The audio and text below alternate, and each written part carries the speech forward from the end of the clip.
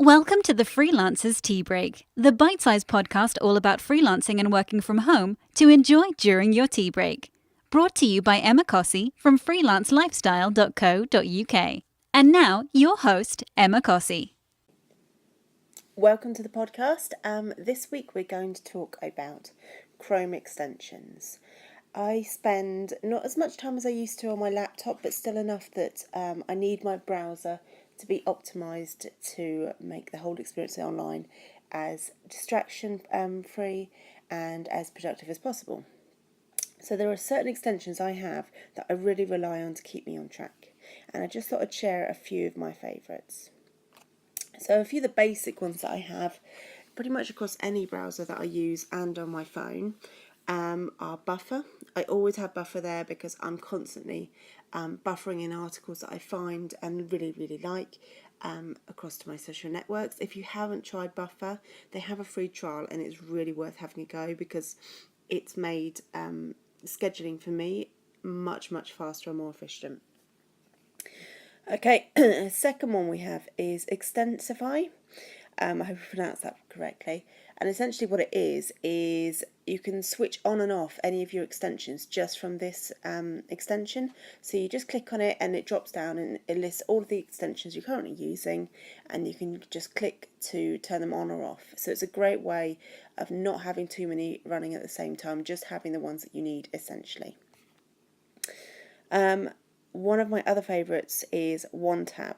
And OneTab is fantastic if you are the kind of person that, without realising, you come to about lunchtime and you've got 20 different tabs open and you can't even see the names of the tabs at this point. So what you do is you click on the OneTab extension and it filters them all down to one tab which lists all the other tabs, so you can reopen them and it will save all your previous OneTab sessions as well.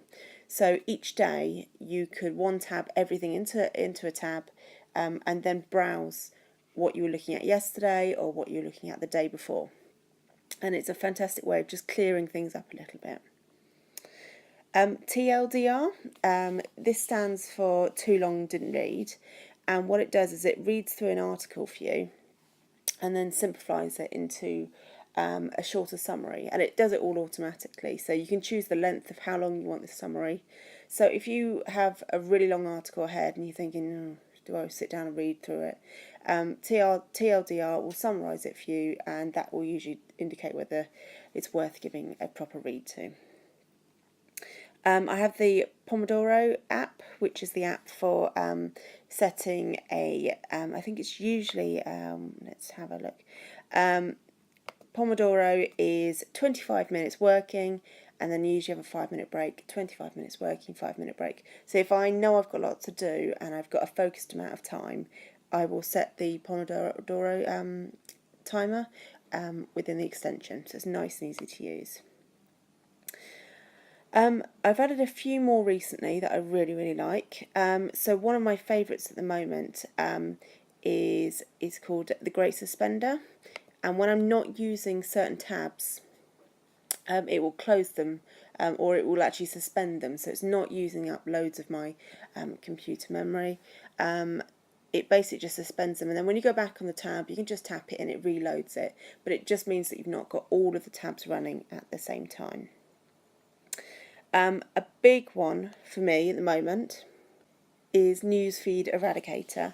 And what this does is, if you install it and then go onto your Facebook account, it will completely blank out the whole of the newsfeed. So you don't log on and start scrolling through and losing 45 minutes at a time. So you're more likely to do the more focused things that you need to do as a business, so going to your Facebook page or visiting groups. So if you find that you're easily distracted by newsfeed, I'd really recommend getting that one. Okay, so I've got two more. The first one's one called Honey, and what Honey does is, if you're like me and you like a bit of online shopping, whenever you get to a website that has voucher codes out there, what it will do is search for all those voucher codes for you, and it will start with the best one and put it in for you when you get to the checkout. And if that doesn't work, it will go for the next one and the next one. So what it does is it saves you a lot of time because it already finds the discount codes for you. So that's really good if you're shopping. I use that with Quidco which gives me cash back on my shopping. If you don't know what that is, have a look on Quidco, or there's a couple of other cashback sites as well. It essentially means that if you just go on their site, search for shop, and click through to the shop from their website, you will get a tiny amount of cash back on each of your purchases, and it covers things like eBay and Amazon and all sorts. So the other one that I really wanted to mention is LastPass. LastPass is where I store all of my passwords. They're all encrypted, so other people can't get into it unless they have my password for LastPass. But if you work online, there's a good chance you have literally hundreds of passwords for different accounts, and LastPass just saves them all, and I can also download it on my iPhone and my iPad and across different browsers. So for me, LastPass is essential. So I would love to know which extensions you use on a regular basis, and which ones do you find really useful, both as a freelancer and just generally in your lifestyle.